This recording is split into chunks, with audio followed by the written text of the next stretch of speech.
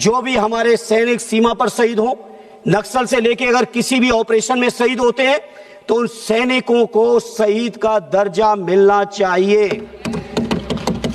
आप सोचिए, पुलवामा पे हमला हुआ, 19 का चुनाव चल रहा था, घड़ियालू आंसू बहा रहे थे, पूरे सत्ता पक्ष के लोग घड़ियालू आंसू बहा रहे थे। और उस घटना के बाद, सैनिकों की शहादत के बाद, बता दो एक भी आपने किसी सैनिक की कोई भी चीजों को बढ़ाने का काम किया हो? जैसे पुलवामा की घटना हुई, दंतेवाड़ा की हुई, और ऐसी एक घटना नहीं, चूंकि आप समय कम देंगे। देश का अर्धसैनिक बल इस बात को देख रहा है, पूरे देश की हर सीमा पे देख रहे हैं लोग, जो हमारे देश की 13,000 किलोमीटर की जो सीमा है उसको देख रहे हैं। नक्सलवाद के उस इलाके के में बैठे हमारे सैनिक देख रहे हैं, और वो इस बात को भी देख रहे हैं कि कौन कौन सांसद खड़े होके जब हमारा गला काटा जा रहा था तो उस गले काटने में तालियां बजाने का काम कर रहे थे, और कौन ऐसे साथी थे जो कम से कम कुछ कर पाए न कर पाए, संख्या की दृष्टि से भले ही हम कमजोर बने रहे, लेकिन हमारी पार्टी और हमारा विपक्ष पूरी तरह से हम अपने सैनिकों के साथ खड़े हुए, अपने जवानों के साथ खड़े हुए। धर्मेंद्र यादव जी।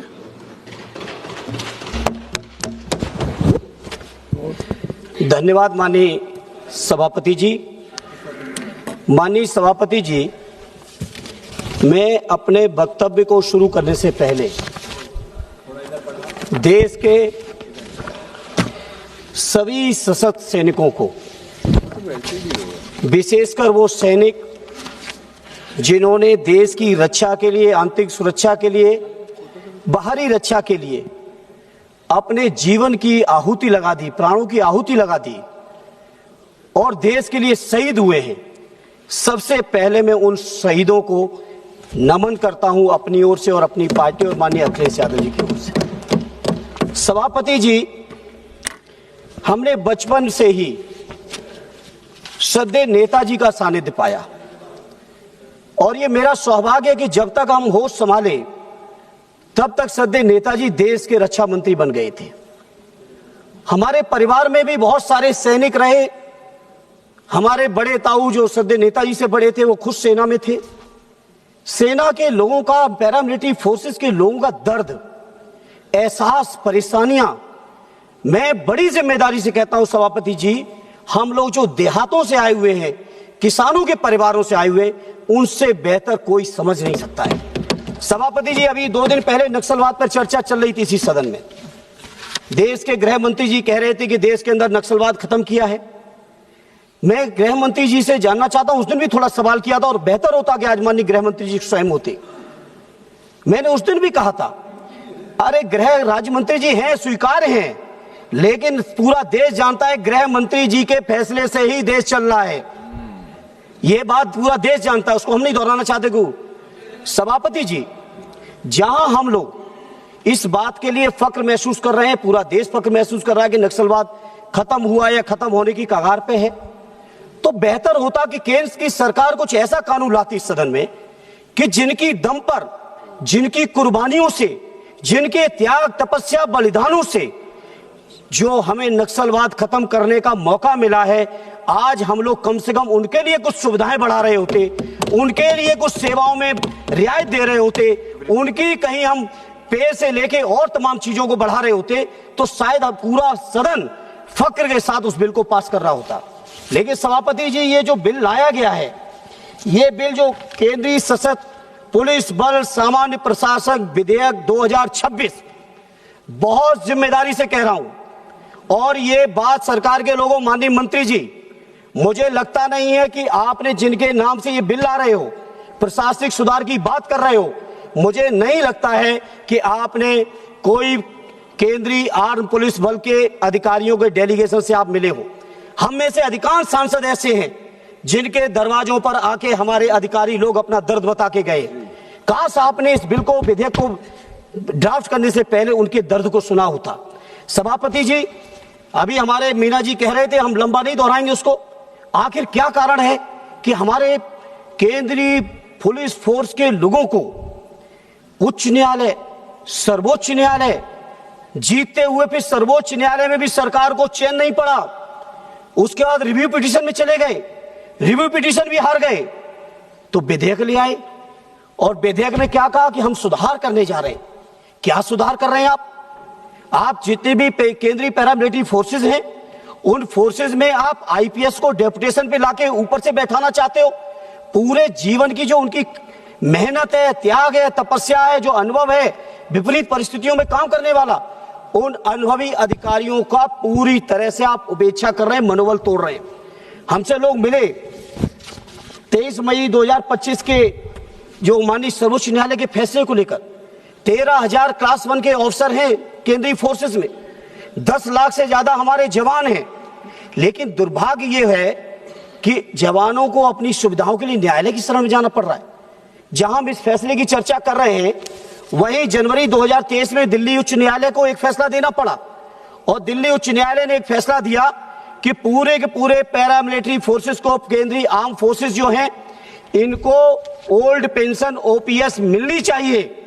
सरकार बजाय इसके कि ओपीएस दे, सरकार सर्वोच्च न्यायालय में अपील में चली गई। अब सर्वोच्च न्यायालय से भी अगर ये जीतेंगे तो रिव्यू में जाइएगा, रिव्यू से भी जीत जाएंगे तो फिर से एक बिल ले आइएगा।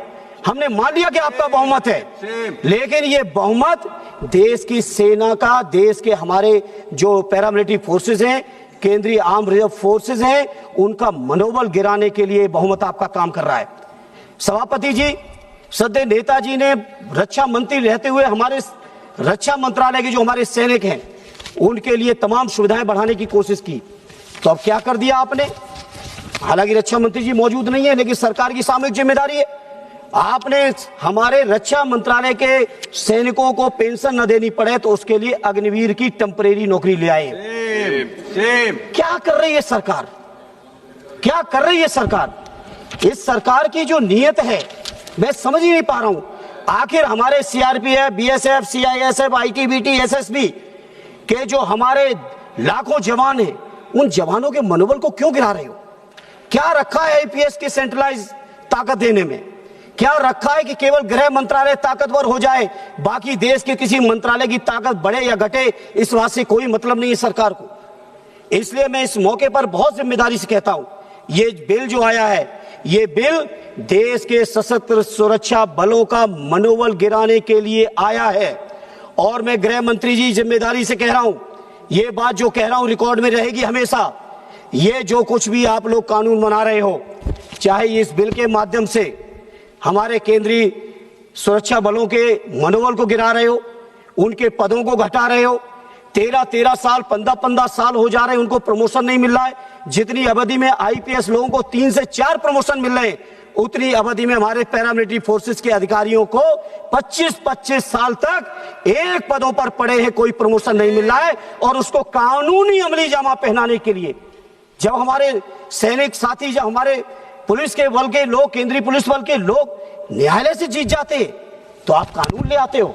उसके बाद राजा साहब आप बहुत तारीफ कर रहे हो, मैं समझता हूं पूरा देश का अर्धसैनिक बल इस बात को देख रहा है, पूरे देश की हर सीमा पे देख रहे हैं लोग, जो हमारे देश की 13,000 किलोमीटर की जो सीमा है उसको देख रहे हैं, नक्सलवाद के उस इलाके के में बैठे हमारे सैनिक देख रहे हैं।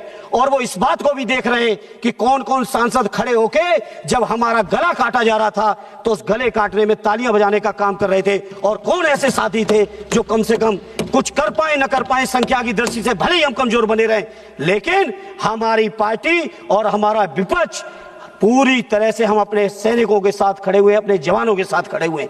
इन्हें सभापति जी, मैं इस मौके पर आपसे कहूंगा, उस दिन गृह मंत्री जी की मौजूदगी में भी कहा था, आज फिर इस बात को मैं दोहराना चाहता हूं, जो भी हमारे सैनिक सीमा पर शहीद हो, नक्सल से लेके अगर किसी भी ऑपरेशन में शहीद होते हैं, तो उन सैनिकों को शहीद का दर्जा मिलना चाहिए। आप सोचिए, पुलवामा पे हमला हुआ, 19 का चुनाव चल रहा था, घड़ियालू आंसू बहा रहे थे, पूरे सत्ता पक्ष के लोग घड़ियालू आंसू बहा रहे थे।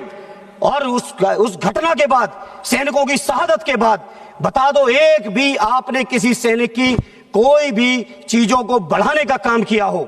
अगर टाइम कम हो जाएगा तो हमारे पीछे वाले साथी हमारे लिए टाइम छोड़ देंगे, कोई चिंता नहीं है, क्योंकि सभापति जी सत्ता पक्ष वालों से पूछ रहे हैं कितना देर बोलना है। एक बार कृपा करके विपक्ष वालों से भी पूछ लिया करिए, जिससे आपके प्रति भी सम्मान बढ़े विपक्ष के लोगों के बीच में। धर्मेंद्र जी बहुत वरिष्ठ हैं जी। धर्मेंद्र जी आप बहुत वरिष्ठ हैं, अभी तक तो मैंने टोका नहीं, ये बात अरे वो नहीं, ये बात आपने वो कान में सूचना जा रही थी। क्या मैंने उस पर मैंने सभापति जी अब ये टाइम तो मैं आप ही के कोटे में डालूंगा, पार्टी कोटे में नहीं। इसलिए सभापति जी, जैसे पुलवामा की घटना हुई, दंतेवाड़ा की हुई, और ऐसी एक घटना नहीं, चूंकि आप समय कम देंगे, नहीं घटना दर घटनाओं का व्यापक हमारे पास पूरा डिटेल है कि कैसे कैसे हमारे सैनिकों ने शहादत दी है। उन शहादत वाले सैनिकों को अगर हम फोर्स वाइज बात करेंगे सभापति जी, तो सीआरपीएफ के अब तक 2200 से ज्यादा जवान और उनके अधिकारियों ने शहादत दे दी है। बीएसएफ के 1900 से ज्यादा जवान और उनके अधिकारियों ने शहादत दी। आईटीबीपी के 600 से ज्यादा जवान उनके अधिकारियों ने शहादत दी। एसएसबी के और सीआईएसएफ के सैकड़ों जवानों ने शहादत दी। हमारे संसद भवन की रक्षा करने में शहादत दी, हमारे देश की सीमा की शहादत दी। लेकिन उस शहादत देने वालों को आखिर क्या दे रहे हो?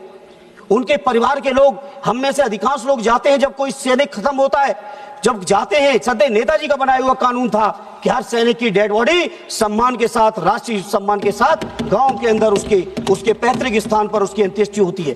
जहां हम लोग जाते हैं, परिवारों के लोग चिपक के रोते हैं और कहते हैं कि कम से कम हमारे परिवार का जवान शहीद हुआ है, इसको एक शहीद का दर्जा दे दो।